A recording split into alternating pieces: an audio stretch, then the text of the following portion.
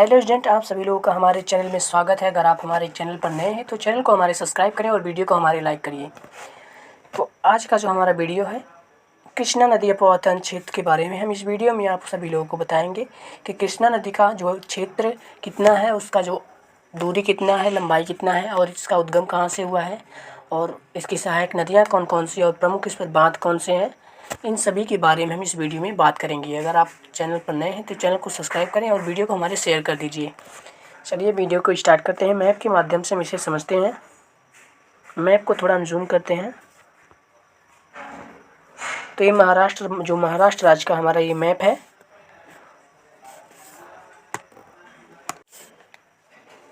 तो महाराष्ट्र से कृष्णा नदी का जो उद्गम हुआ है, जूम करके हम आपको बताते हैं। यहाँ से जो है महाराष्ट्र के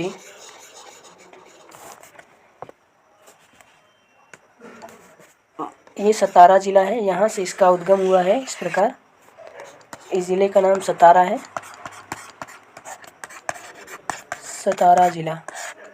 सतारा ज़िला के जो है जोर गांव में महाबलेश्वर की पहाड़ी से इसका उद्गम हुआ है। महाबलेश्वर की पहाड़ी जो है उसके 1337 मीटर ऊंचाई से इसका जो उद्गम हुआ है। और ये जो है प्रायद्वीपीय दूसरी सबसे बड़ी नदी हमारी जो कृष्णा नदी है, प्रायद्वीपीय जो है दूसरी सबसे बड़ी नदी है। और ये जो है महाबलेश्वर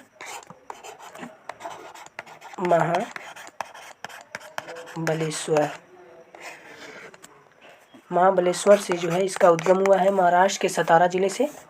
और ये पश्चिमी घाट से इसका उद्गम हुआ है। और ये अरब सागर से हमारा 64 किलोमीटर की दूरी पर स्थित है, जो महाराष्ट्र ज़िले में। और इसकी सहायक नदी कौन सी है, तो इसमें जो है एक नदी आकर सतारा ज़िले से ही इसका उद्गम हुआ है। एक नदी इसमें आकर मिलती है। तो सतारा ज़िले से इस नदी का उद्गम हुआ। इस नदी का नाम जो है कोयना नदी है। कोयना। इसकी पहली जो दाई सहायक नदी कोयना नदी है। और ये सतारा ज़िले से इसका जो उद्गम हुआ, ये भी महाबलेश्वर की पहाड़ी से इसका जो उद्गम हुआ है। और ये कहाँ पर मिलती है, तो जहाँ पर मिलती है उसे प्रीति संगम कहा जाता है।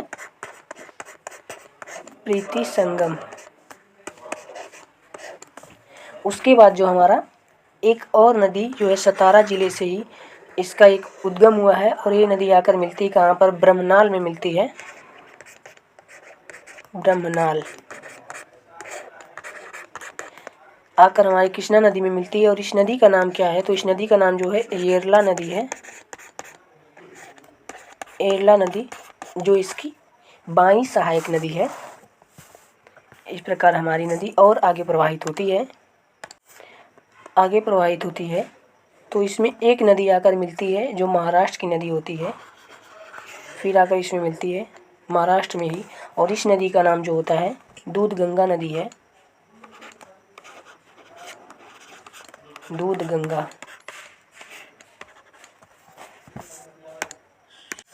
दूधगंगा नदी है जो आकर कृष्णा नदी में मिलती है महाराष्ट्र में।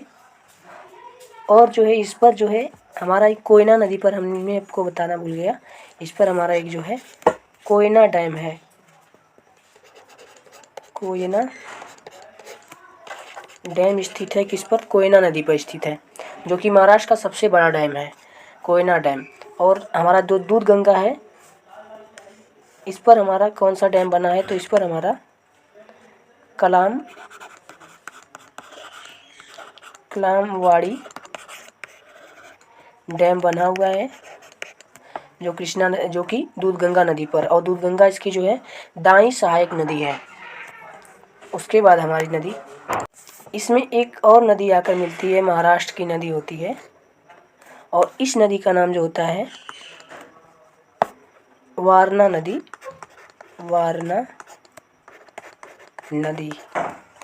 इसकी जो दाईं सहायक नदी है। उसके बाद हमारी जो नदी है प्रवेश करती है कर्नाटक में, प्रवाहित होती हुई कर्नाटक में प्रवेश करती है।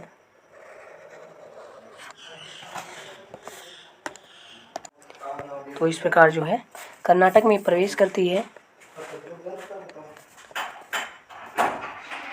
तो इस पर जो इस नदी में एक और नदी आकर मिलती है जो कि कर्नाटक की नदी होती है, और इस नदी का नाम जो है मालप्रभा नदी है। मालप्रभा नदी आकर इसमें मिलती है कृष्णा नदी में, जो कि कर्नाटक की नदी होती है और कर्नाटक में ही आकर मिलती है। और जो है एक हमारी जो महाराष्ट्र से इसकी सबसे बड़ी सहायक नदी निकल कर आती है और कर्नाटक में आकर मिलती है कृष्णा नदी में, और इस नदी का नाम जो है भीमा नदी है, जो कि कृष्णा नदी की सबसे बड़ी सहायक नदी है, भीमा नदी। उसके बाद हमारी नदी जो है आगे प्रवाहित होती हुई तेलंगाना राज्य में बढ़ती हुई आंध्र प्रदेश और तेलंगाना राज्य से सीमा बनाती हुई फिर आंध्र प्रदेश में प्रवेश करती है, और फिर उसके बाद जो है यहाँ पर अपने जल को आंध्र प्रदेश में प्रवेश करने के बाद अपने जल को जो है बंगाल की खाड़ी में डेल्टा बनाते हुए अपने जल को बंगाल की खाड़ी में गिरा देती है, और जो दूरी तय करती है वो 1400 किलोमीटर की दूरी तय करती है। हमारी महाराष्ट्र से जो है आंध्र प्रदेश जो बंगाल की खाड़ी तक 1400 किलोमीटर की दूरी को जो कृष्णा नदी तय करती है और बंगाल की खाड़ी में अपने जल को डेल्टा बनाते हुए गिरा देती है। इसकी सहायक नदी के बारे में और बात करें तो इसकी सहायक नदी एक जो कर्नाटक की भद्रा नदी है, कर्नाटक से एक नदी निकलती है भद्रा, और एक नदी निकलती है तुंग। इस नदी का नाम जो है तुंग नदी है और एक नदी का नाम जो है भद्रा नदी है। फिर आप ये दोनों नदी आपस में कर्नाटक में मिल जाती हैं। उसके बाद जो है आगे जब प्रवाहित होती हैं तो इस नदी का नाम तुंगभद्रा जो इसे कहा जाता है, और ये प्रवाहित होते हुए आंध्र प्रदेश और तेलंगाना राज्य की जो है बॉर्डर में जाकर फिर कृष्णा नदी में मिल जाती है तुंगभद्रा नदी। आगे इस नदी का नाम जो हो जाता है तुंगभद्रा। इसी नदी पर जो एक बांध बंधा है जो कि तुंगभद्रा डैम है, तुंगभद्रा डैम, जो कि कर्नाटक में स्थित है, और वो किस नदी पर है, तुंगभद्रा नदी पर स्थित है। और इसमें जो हमारी कृष्णा नदी है तो तेलंगाना राज्य और आंध्र प्रदेश राज्य के बॉर्डर पर जो है प्रवाहित क्षेत्र को प्रवाहित होती जब जाती है, तो इसी पर हमारा एक जो बांध बना है, डैम बना है, तो उस डैम का नाम नागार्जुन डैम है।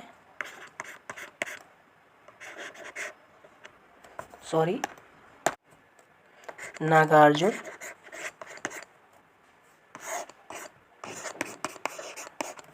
तो नागार्जुन डैम हमारा बहुत ही प्रश्नों में पूछता है कि नागार्जुन जो डैम है वो किस नदी पर बना हुआ है। तो हमारी नागार्जुन डैम जो है कृष्णा नदी पर बना हुआ है, और तेलंगाना और आंध्र प्रदेश के बॉर्डर पर जो कृष्णा नदी प्रवाहित होती है उसी पर जो है नागार्जुन डैम हमारा स्थित है। और कृष्णा नदी की एक जो है बाईं सहायक नदी आकर मिलती है जो कि तेलंगाना राज्य की होती है, और इस नदी का नाम जो है यहाँ से वो निकलती है, तेलंगाना राज्य से निकलती है, और फिर आकर इस प्रकार तेलंगाना में ही मिलती है। और इस नदी का नाम जो है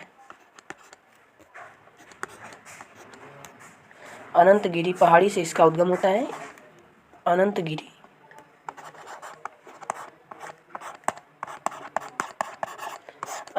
पहाड़ी से इसका जो है उद्गम होता है, और कहाँ से, तेलंगाना राज्य की नदी है, और इस नदी का नाम जो होता है मूसी नदी।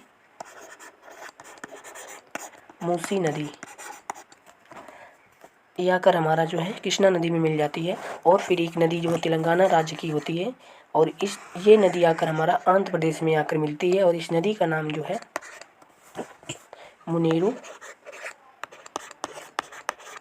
मुनेरू नदी है, जो कि वारगाल जिले से इसका उद्गम होता है। बंगाल जिले से इसका उद्गम होता है मुनेरू नदी का, और आकर हमारा आंध्र प्रदेश में कृष्णा नदी में मिल जाती है। और फिर उसके बाद हमारी नदी जो है आंध्र प्रदेश में प्रवाहित होते हुए कृष्णा जो नदी है डेल्टा बनाते हुए बंगाल की खाड़ी में अपने जल को इस प्रकार गिरा देती है।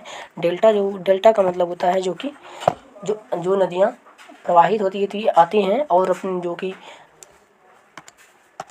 अवसाद को जो प्रवाहित करके लाती हैं तो अपने मुहाने पर एकत्र कर देती हैं, और जल जो है सही से प्रवाहित नहीं होता और धाराएं जो है विखंडित हो जाती है, अलग अलग जो हो जाती है, उसी को डेल्टा कहा जाता है। तो डेल्टा बनाकर जो है बंगाल की खाड़ी में गिर जाती है। इस प्रकार जो है आप लोग स्क्रीनशॉट ले सकते हैं, जो कि हमारा ये नदी है। इस प्रकार से यहाँ से जो उसका उद्गम हुआ है महाराष्ट्र के जो कि सतारा जिले से उद्गम हुआ है, फिर इस प्रकार प्रवाहित होती हुई कर्नाटक राज्य से प्रवाहित होते हुए और तेलंगाना राज्य आंध्र प्रदेश के बॉर्डर पर बनाती हुई फिर आंध्र प्रदेश में बंगाल की खाड़ी में गिर जाती है।